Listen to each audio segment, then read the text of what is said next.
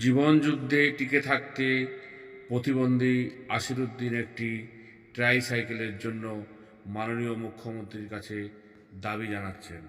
কতদিন ধরে আপনি এই গাড়িটা চালাচ্ছেন? মোটামুটি 20 বছর। এখন আপনার বয়স কত? 60 বছর হয়ে গেছে। 60 বছর হয়েছে। তা এখন আপনার কি এই গাড়িটা চালার শক্তি পাচ্ছেন? না, সেরকম শক্তি পাচ্ছি না, বয়স হয়ে গেছে তো। তা কি আপনার কি দাবি কি?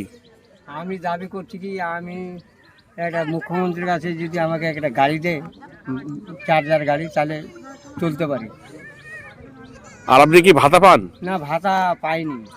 আপনার বাড়িতে ছেলে মেয়ে? ছেলে মেয়ে আছে তো, ওরা সব ভিন্ন আছে, আমাকে কেউ দেখে কেউ না। দেখে না।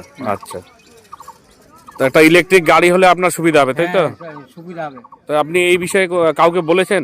না, কাউকে বলিনি, কিন্তু বলার লোকে তো পাচ্ছি না। আমি তো চলতে পারছি না, কিভাবে যাব?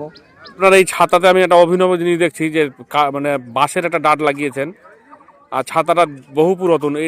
এই বিষয়টা একটু বলবেন? এটা পুরাতন, অনেক দিন থেকে হয়েছে। তারপর এই বাঁশের ডাল লাগাইছে, ওই ভেঙে যায় মাঝে মাঝে। আমার কাছে তো অত পয়সা নাই যে আবার ডাল লাগাবো।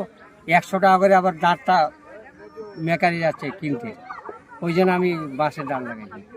আর ছাতার সবসময় আমার দরকার। আপনার নাম কি?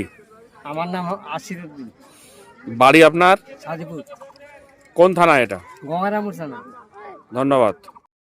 ভিডিওটি এতটাই শেয়ার করুন যে বিষয়টি মাননীয় মুখ্যমন্ত্রী মমতা ব্যানার্জির কাছে পৌঁছে যায়।